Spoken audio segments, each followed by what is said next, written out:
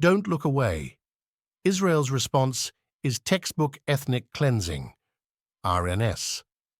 In just 3 weeks, more Palestinian children have been killed by Israeli bombing in Gaza than have all children in all of the world's conflict zones since 2019. This includes the war in Ukraine. The more than 3,300 deaths of Palestinian children have come as entire neighborhoods have been reduced to rubble, crushing innocent residents and neighbors. To the militant government of Israel, which includes a finance minister who doesn't stint at applying the word fascist to himself, a racist supremacist defense minister who recently declared Palestinians to be animals, and a corrupt prime minister, Palestinian lives simply do not matter. In the US, meanwhile, many mainstream institutions, from the federal government to media outlets, contort themselves into ever more acrobatic positions to rationalize and justify Israel's mass killing.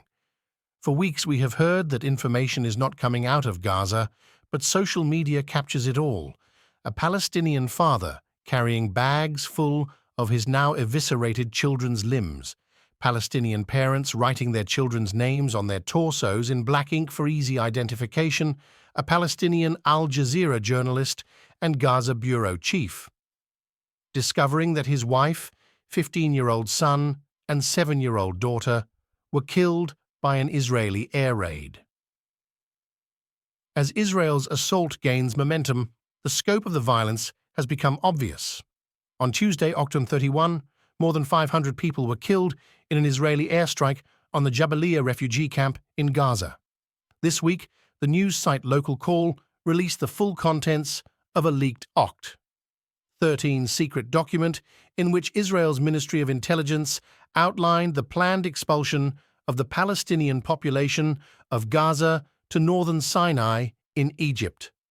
The document reads like a twisted manifesto detailing our recommendation to evacuate Palestinians out of Gaza and establishing tent cities and later more permanent cities in the northern Sinai that will absorb the expelled population.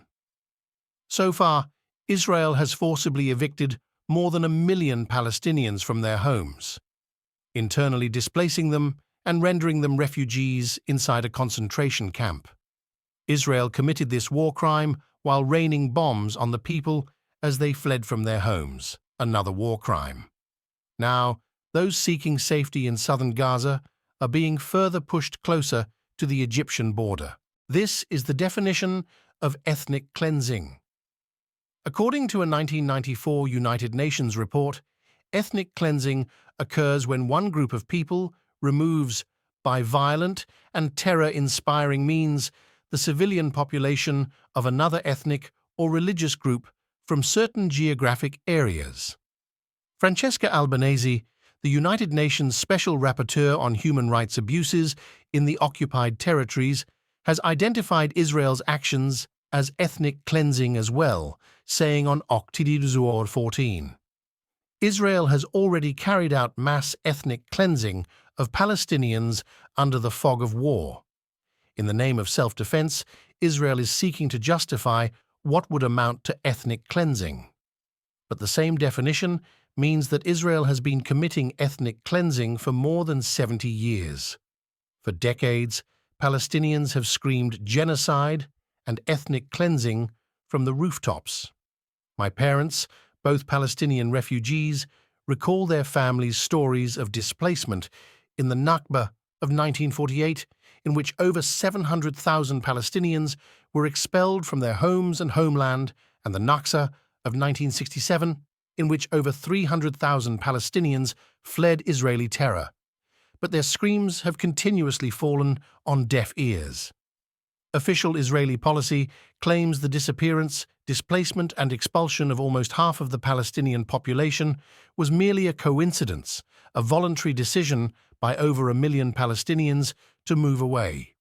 In 2006, Israeli historian Ilan Pappé corrected this narrative in a book titled The Ethnic Cleansing of Palestine.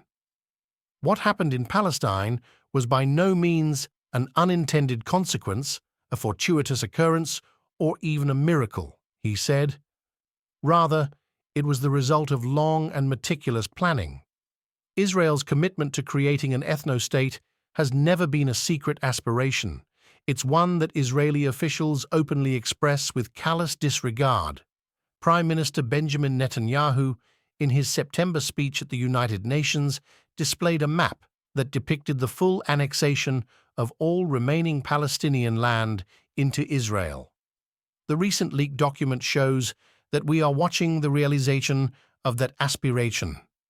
Palestinians are living out a perpetual nightmare of compounded cruelties, the cruelty of having no access to water, electricity, food, and medicine, of being evicted from their homes and having their homes stolen by settlers, chaperoned and protected by armed Israel Defense Forces soldiers, of being turned into refugees inside an open-air prison, of being sleep-deprived, from the never-ending tremors, vibrations and explosions from endless bombs, of playgrounds and hospitals being blasted to rubble, of children being buried alive under the weight of their own collapsed bedrooms.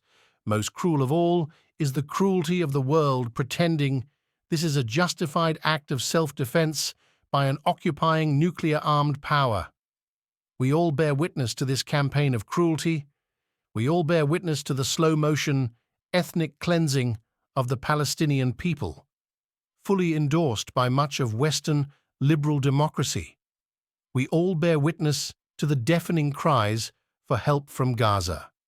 Like any witness in a courtroom, we are all being called to testify by our conscience. It is time to take the stand. It is time to take a stand.